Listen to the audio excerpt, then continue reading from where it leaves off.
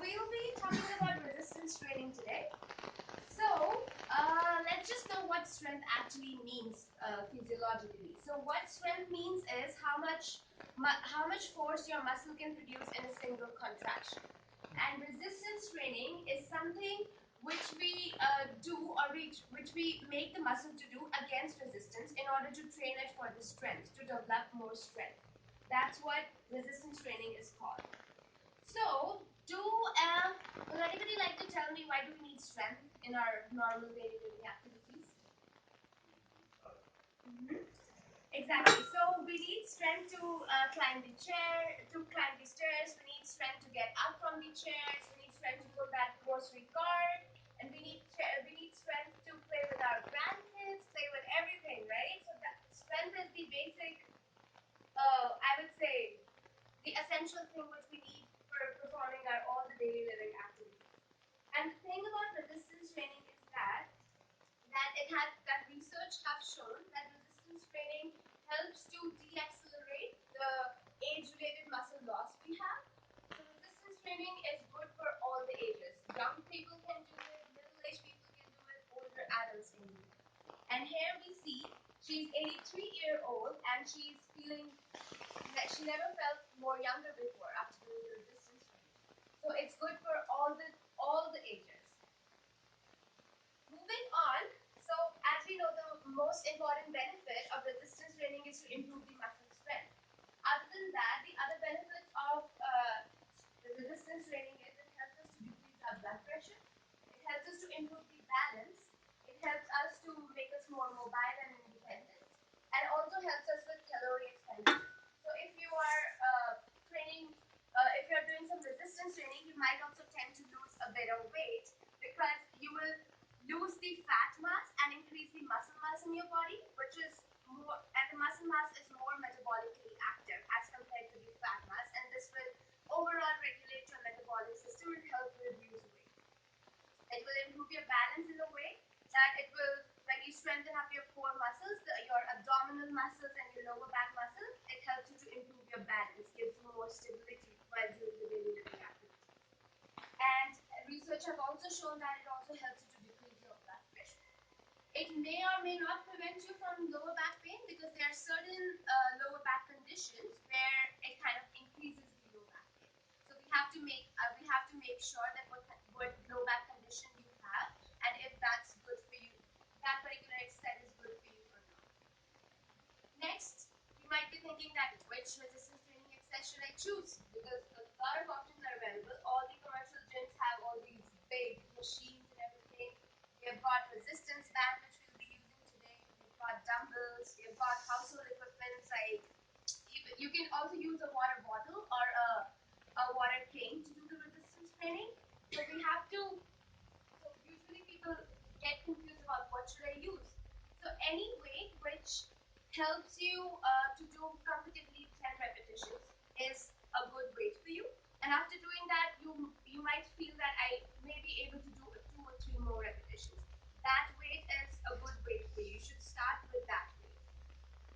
And you can use anything, whichever makes you feel comfortable. You can start with resistance band, dumbbells, and everything.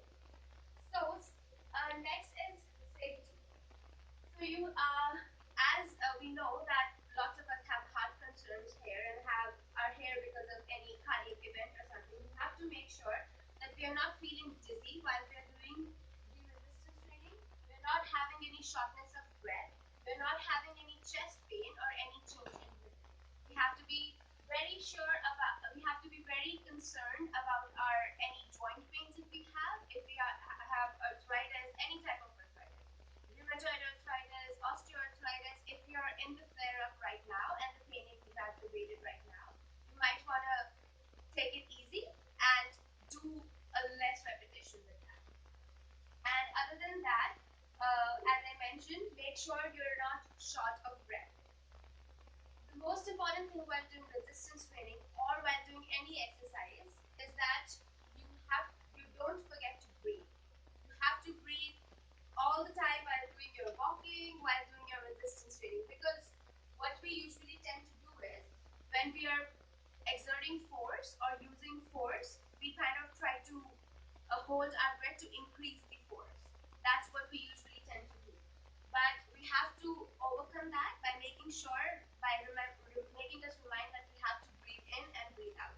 Because when we kind of hold our breath, we increase the pressure on our heart, in our lung cavity, and on our heart, which increases more pressure on your heart and your blood pressure shoots up.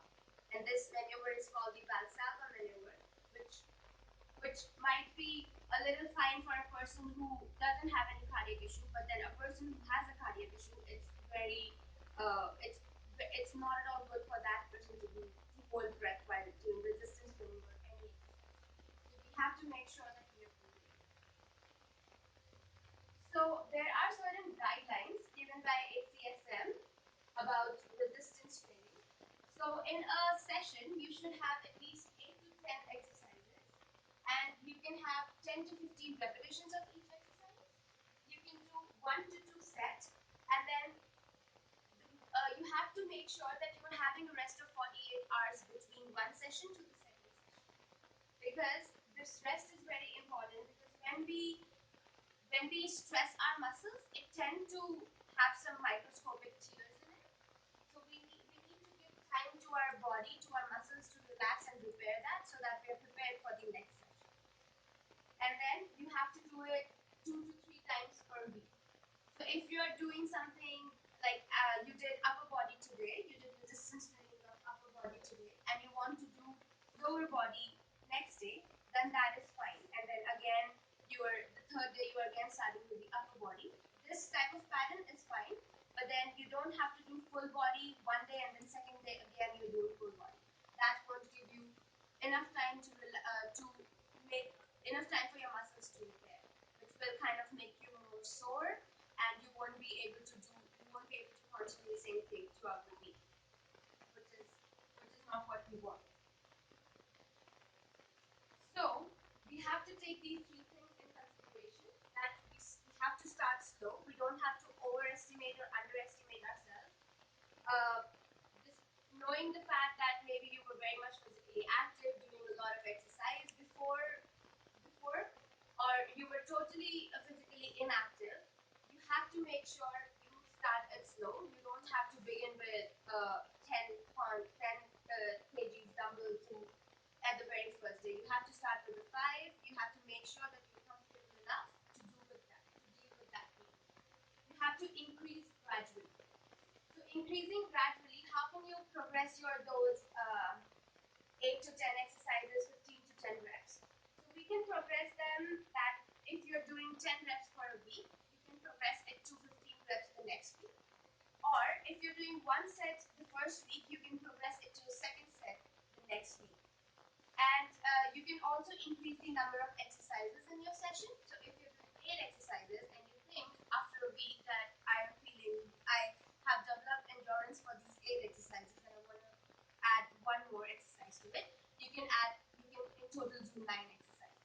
So that's how we'll be progressing. And we'll all be like this after we're done with these 6 months.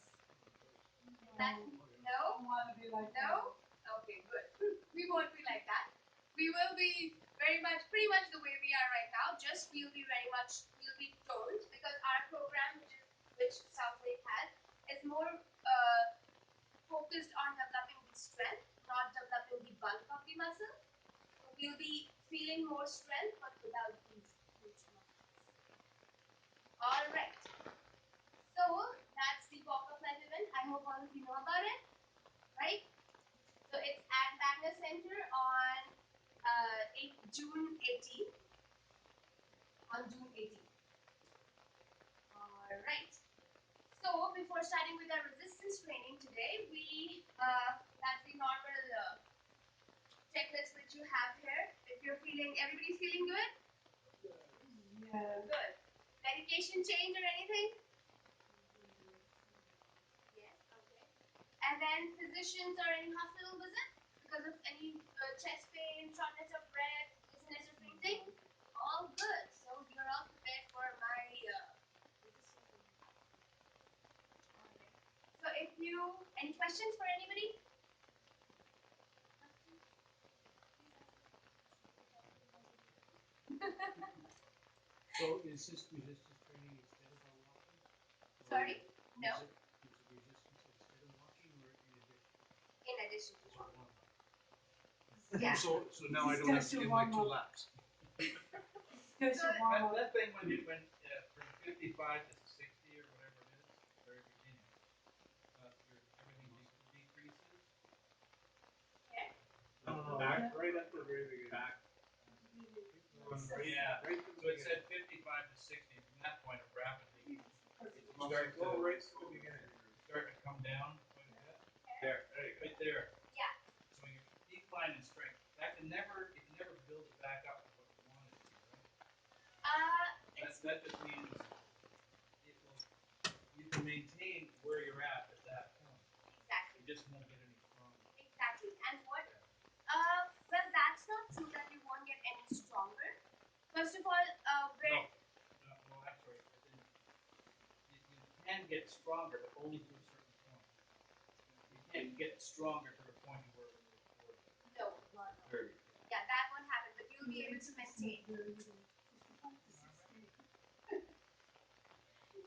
And what research has shown that resistance training kind of helps you, kind of delays that deterioration of muscle loss, age-related muscle loss. So that's why if you're at the age of 40 and you begin your resistance training at that time, you will kind of delay the age-related muscle loss which you will have. So you'll be able to maintain that muscle